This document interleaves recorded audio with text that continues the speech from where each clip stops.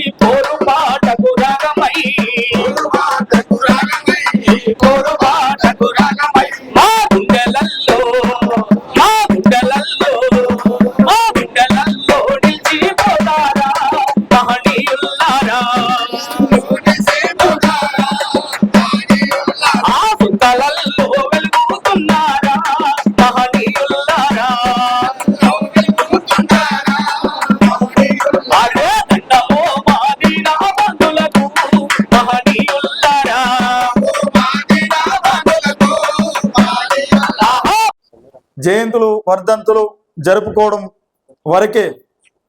అయితే ఇవాళ గ్రామాన అంబేద్కర్ జయంతి జరిగింది.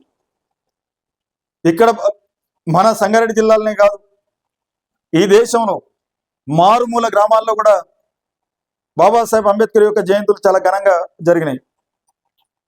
కోట్లాది మంది ప్రజలు ఆ కార్యక్రమాల్లో అన్నింటిలో కూడా పాల్గొన్నటువంటి పరిస్థితి ఉంది. అట్లనే పులే జయంతుల్ని కూడా మనం నిర్వహించుకున్నాం. అందుకని వర్ధంతి సందర్భంగానో జయంతి సందర్భంగానో దండేసి దండం పెట్టడం వరకే అయితే వారిని స్మరించుకోవడం ఏ రకంగా అవుతుంది అనేటటువంటి ప్రశ్న ముందుకు వస్తుంది.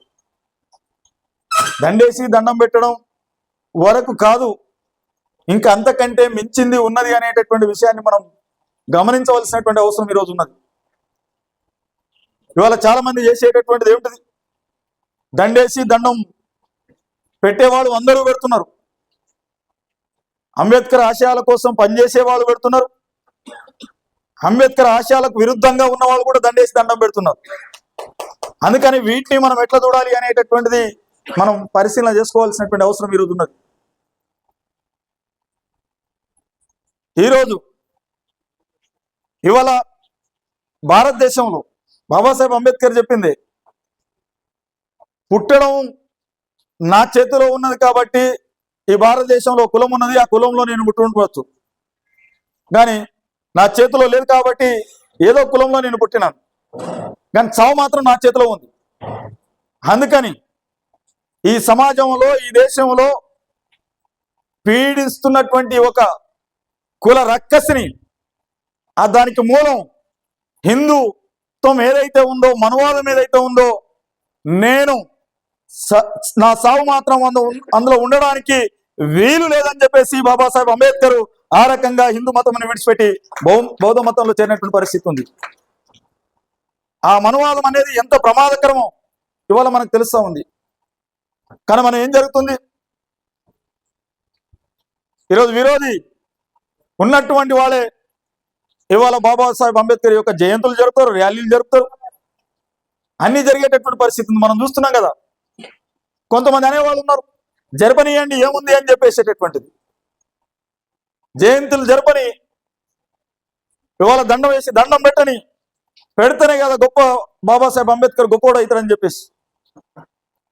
కానీ బాబాసాహెబ్ అంబేద్కర్ ఏ రోజు కూడా నన్ను గొప్పవానిగా మీరు చూడకండి అని చెప్పిండు, నన్ను ఆరాధించకండి అని చెప్పేసిండు, మీరు దండేసి దండం పెట్టకపోయినా పర్వాలేదు అని చెప్పేసి బాబాసాహెబ్ అంబేద్కర్ చెప్పిండు.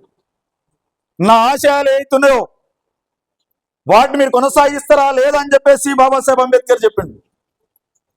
ఏమిటిది?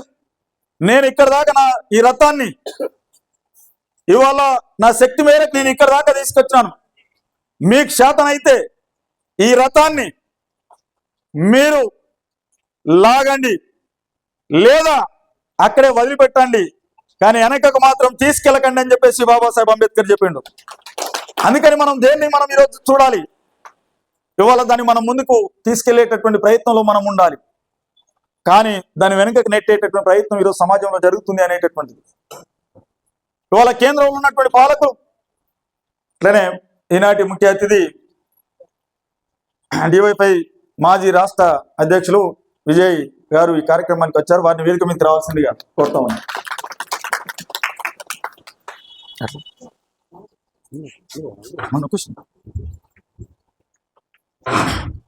కాబట్టి అందుకని వీటిని మనం ఈరోజు చూడవలసినటువంటి అవసరం ఉంది. ఇవాళ కులం పేరుతోని అవమానాలు జరుగుతున్నాయి.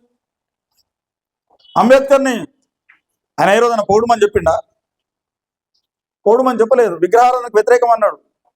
కానీ ఇవాళ విగ్రహారాధన కాడికెళ్ళి, పూజల కాడికెళ్ళి, పనుల కాడికెళ్ళి ఆయన ఏమేమి అన్నాడో వాటన్నిటినీ మనం పాటిస్తుంది. మనమంటే మనం కాదు. ఈరోజు అంబేద్కర్ ఆశయాలను తూట్లు పొడిచే వాళ్ళు ఎవరైతున్నారో వాటన్నిటిని పాటించేటటువంటి పరిస్థితి వస్తూ ఉంది. ఆయన వాటన్నిటికీ వ్యతిరేకం, కానీ వాటన్నిటిని పాటించేటటువంటి పరిస్థితి వస్తూ ఉంది. అందుకని ఇవాళ పాలకులు ఎవరైతే కేంద్రంలో ఉన్నారో వాళ్ళు ఈరోజు వాటి మరింత పెంచి పోషించేటటువంటి పద్ధతిలో ముఖ్యంగా ఏం చెప్తున్నారు? ఈ సంవత్సరం అంబేద్కర్ ఎవరో కాదు, హిందుత్వవాది, హిందూ మతంలోనే పుట్టిండు అంబేద్కర్ అని చెప్పేసి వాళ్ళు చెప్తా ఉన్నారు. మీరు చూడండి, ఈసారి సోషల్ మీడియా అంతా అదే. ఈ మనువాదులు ఏం చెప్తా ఉన్నారు? అంబేద్కర్ హిందూవాది, హిందూ కాబట్టి తప్పుడు ప్రచారం చేస్తున్నారని చెప్పేసి చెప్పేటటువంటి పరిస్థితి. అంబేద్కర్ జీవితం చూస్తే ఆయన జీవితం చాలా మంది అనుకుంటారు, ఏమనుకుంటారు? అంబేద్కర్ అంటే రాజ్యాంగం రాసిండు, రిజర్వేషన్లు ఇచ్చిండు, ఇదే అనుకుంటారు. అంబేద్కర్ అంటే ఈ రెండే కాదు. అంబేద్కర్ అంటే జీవితాంతం కుల అసమానతల మీద పోరాడినటువంటి ఓ గొప్ప పోరాట యోధుడు అని చెప్పేసేటటువంటి మనం గుర్తుపెట్టుకోవాలి. ఈ దేశంలో ఉన్నటువంటి శ్రామిక ప్రజల కోసం పోరాడినటువంటి కార్మిక పక్షపాతిగా బాబాసాహెబ్ అంబేద్కర్ ఉన్నాడు అనేటటువంటి విషయాన్ని మనం గుర్తుపెట్టుకోవాలి. 1948లో కనీస వేతనాల కోసం ఇవాళ చట్టం తీసుకొచ్చిండు, రాజ్యాంగంలో పొందుపరిచిండు. మహిళలకు ప్రసూతి చెలువుని రాజ్యాంగంలో పొందుపరిచిండు. అనేక అంశాలు శ్రామిక ప్రజల కోసం ఆయన రాజ్యాంగంలో పొందుపరిచినటువంటి అనేక అంశాలు ఇవాళ శ్రామిక ప్రజల కోసం ఆయన ఆర్నిశలు కష్టపడ్డటువంటి పరిస్థితి ఉంది. రాజ్యాంగంలో పొందుపరిచినటువంటి పరిస్థితి కూడా ఉంది. అందుకని ఏ రకంగా ఇవాళ వాళ్ళు చెప్పేది జీవితాంతం ఆయన ఈ అసమానతల మీద పోరాటం చేసింది కదా. అందుకని నా సావు మాత్రం, పుట్టుడు మాత్రం నా కులము నా చేతుల్లో లేదు, నేను పుట్టాను. సావు మాత్రం ఈ హిందుత్వంలో పుట్టలేదు. ఈ మనవాదం దాని సంగతి చూస్తా అని చెప్పేసి బయలుదేరినటువంటి గొప్ప యోధుడు బాబాసాహెబ్ అంబేద్కర్.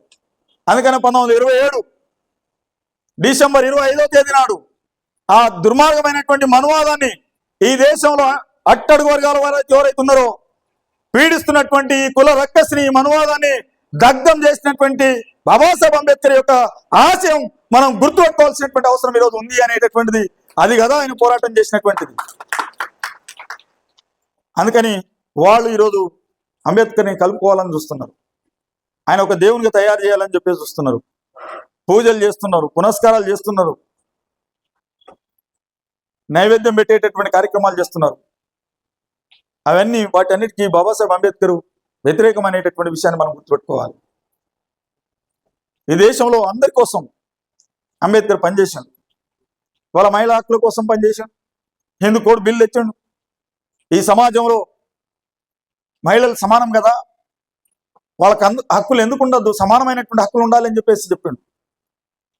అటువంటి దానికోసం పార్లమెంట్లో బిల్లు పెట్టిండు. వీగిపోతే ఆయన మంత్రి పదవికి రాజీనామా చేసి ఆయన కన్నీళ్లతో బయటకు వచ్చినటువంటి ఓ గొప్ప మహిళా పక్షపాతి అంబేద్కర్ అనేటటువంటి విషయాన్ని కూడా మనం గుర్తుపెట్టుకోవాలి. ఆ రకంగా ఈ సమాజంలో ఉన్నటువంటి అన్ని వర్గాల ప్రజల కోసం పనిచేశాడు. కానీ ఇవాళ ఓ కులానికి అంటగట్టేటటువంటి పరిస్థితి, ఓ కులం వాడుగా చూస్తూ ఉన్నారు. ఈ దేశంలో మొత్తం భారతదేశాన్ని ప్రభావితం చేసినటువంటి వాళ్ళలో గాంధీ, అంబేద్కర్. గాంధీ మాత్రం జాతిపిత అయ్యిండు, అంబేద్కర్ మాత్రం దళిత నాయకుడు అయ్యిండు. చూడండి ఎంత ఉందో. అందుకని అంబేద్కర్ దళిత నాయకుడు కాదు అనేటటువంటి విషయాన్ని ఆయన చేసినటువంటి కృషి మొత్తం సమాజంలో ఉన్నటువంటి అన్ని వర్గాల కోసం ఆయన శ్రమించిండు, జీవితాంతం పోరాటం చేసిండు. వాటన్నిటిని మనం దృష్టిలో పెట్టుకోవాలి. మహిళల కోసం కానీ, కార్మిక వర్గం కోసం కానీ, శ్రామిక ప్రజల కోసం కానీ, రైతాంగం కోసం కానీ. ముఖ్యంగా బొంబాయిలో ఉన్నప్పుడు నూలు మిల్లులో పోరాటం జరుగుతుంటే, కార్మికులు పోరాటం చేస్తుంటే కమ్యూనిస్టులతోని కలిసి కార్మికుల హక్కుల కోసం పోరాటం చేసినటువంటి నాయకుడిగా ఈరోజు బాబాసాహెబ్ అంబేద్కర్ ఉన్నాడు. వీటన్నిటిని మనం దృష్టిలో పెట్టుకున్నప్పుడు, కానీ ఇవాళ ఆ కార్మికుల హక్కుల కోసం అంబేద్కర్ కొట్లాడితే ఆ కార్మికుల హక్కులు లేకుండా ఇవాళ మోడీ ప్రభుత్వం లేబర్ కోడ్లను తీసుకొని వచ్చింది. చట్టం యూనియన్లో పెట్టుకునే హక్కు లేదు, పోరాడే హక్కు లేదని చెప్పేసి ఉన్నాడు. వాళ్ళ కార్మికులందరినీ బానిసలుగా చేసేటటువంటి పరిస్థితి తీసుకొస్తా ఉన్నాడు. వాళ్ళకే కాదు, సమాజంలో ఎవరికి హక్కులు ఉండొద్దని చెప్పేసి ఇవాళ ఈ దేశాన్ని పాలిస్తున్నటువంటి పాలకులు చెప్తా ఉన్నారు. ఇవాళ సమాజంలో కులం, బాబాసాహెబ్ అంబేద్కర్ కుల రహిత సమాజం కావాలని చెప్పేసి పాటుపడ్డాడు. దానికి మూలం ఈ మనువాదం, దాన్ని బొందబెట్టాలని చెప్పేసి చెప్పిండు. కానీ వాళ్ళ మనువాదం అనేటటువంటిది ముందుకొస్తుంది. రాజ్యాంగమా మనువాదం అని చెప్పేసేటటువంటిది. ఈ భారతదేశానికి రాజ్యాంగమే రక్షణ, కానీ మనువాదం ఆ రాజ్యాంగాన్ని లేకుండా చేసి మనువాదాన్ని ముందుకు తీసుకురావాలని చెప్పేసి ఇవాళ కుట్రలు జరుగుతున్నటువంటి పరిస్థితి ఉంది. అది చాలా దుర్మార్గమైనటువంటిది. అందుకని ఆ మనువాదాన్ని మనం అడ్డుకోనకపోతే, ఆ మనువాదంలో ఏముంది? రాజ్యాంగం ఏమిచ్చింది? రాజ్యాంగం ఇవాళ కార్మికులకు హక్కులు ఇచ్చింది. రాజ్యాంగం ప్రజలకు అనేక హక్కులు ఇచ్చింది, రాష్ట్రాలకు హక్కులు ఇచ్చింది. కేంద్ర రాష్ట్రాల మధ్యలో తగాదాలు రాకుండా అనేక అంశాలని రాజ్యాంగం చూసింది. కానీ వాటి అన్నిటినీ ఒకటి ఇవాళ ధ్వంసం చేస్తూ ఉన్నారు. ఇవాళ రాజ్యాంగమే లేకుండా చేసేటటువంటి కుట్రలు చేస్తూ ఉన్నారు. మత స్వచ్ఛ లేకుండా కుట్రలు చేసేటటువంటి ప్రయత్నం జరుగుతుంది.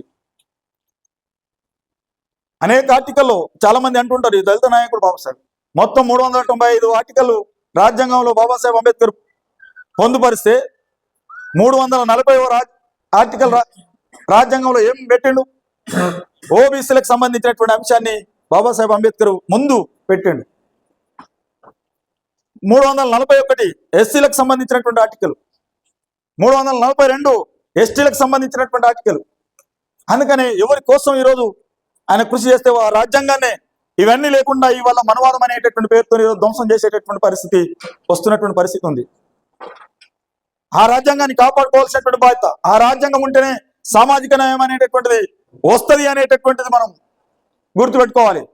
ఆ రాజ్యాంగం ధ్వంసం చేయడం కోసం ప్రయత్నం జరుగుతూ ఉంది. రాజ్యాంగం అందరికీ చదువుకోమని చెప్తుంది, రాజ్యాంగం హక్కులు ఇచ్చింది, మత స్వేచ్ఛనిచ్చింది, సెక్యులర్ దేశంగా ఉండమని చెప్తుంది. ఈ మొత్తం భారతదేశాన్ని ఐక్యంగా ఉంచడం కోసం ఈ రాజ్యాంగం పనిచేస్తుంది. కానీ ఈ రాజ్యాంగం వెంకగనెట్టి మనువాద రాజ్యాంగాన్ని ముందుకు తీసుకురావాలని చెప్పేసి, ఆ మనువాద రాజ్యాంగంలో శ్రామికులకు ఇప్పుడు చెప్పినటువంటి లేబర్ కోడ్ అవుతున్నాయో ఆ మనువాద రాజ్యాంగంలో భాగంగానే ఇవాళ కార్మిక హక్కులు లేకుండా చేస్తున్నటువంటి పరిస్థితి. లేబర్ కోడ్లు తెచ్చి నువ్వు అడిగే హక్కు లేదు, ప్రశ్నించే హక్కు లేదు, పోరాడే హక్కు లేదు అని చెప్పేసి ఇవాళ లేబర్ కోడ్లో చెప్తుంది. అంటే అది మనువాదంలో భాగంగా వచ్చినటువంటి పరిస్థితి. అసలు ప్రజాస్వామ్యానికే ఎవడైనా అడిగితే వాళ్ళందరినీ తీసుకొని పోయి జైలేస్తున్నారు, అర్బన్ నక్సలైట్ అని చెప్తా ఉన్నారు. అందుకని ఈ రకంగా ఈరోజు అన్ని హక్కుల మీద దాడి జరుగుతున్నటువంటి పరిస్థితి ఉంది. అందుకని మనువాదం ఈరోజు భారత రాజ్యాంగాన్ని అమలు చేయవలసినటువంటి పాలకులు ఇవాళ మనువాదాన్ని అమలు చేసేటటువంటి పరిస్థితి ఇస్తా ఉన్నారు. అందుకని ఈ మనువాదాన్ని బొందబెట్టే కార్యక్రమాన్ని మనం తీసుకోవాల్సినటువంటి అవసరం ఉంది అనేటటువంటిది ఈ సందర్భంగా మీకు అందరు కూడా తెలియజేస్తా ఉన్నాను.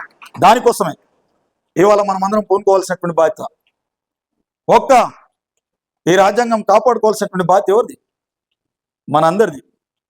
అందరి కోసం రాజ్యాంగం ఉంటే విజ్ఞానం వస్తుంది, రాజ్యాంగం అయితే చదువు వస్తుంది, రాజ్యాంగం అంటే అట్టడుగు వర్గాలకు అందరికీ కూడా ఒక ముందుకు తెచ్చేటటువంటి ఒక సామాజిక పొందికని, న్యాయాన్ని సాధించేటటువంటి కార్యక్రమం ఉంటుంది.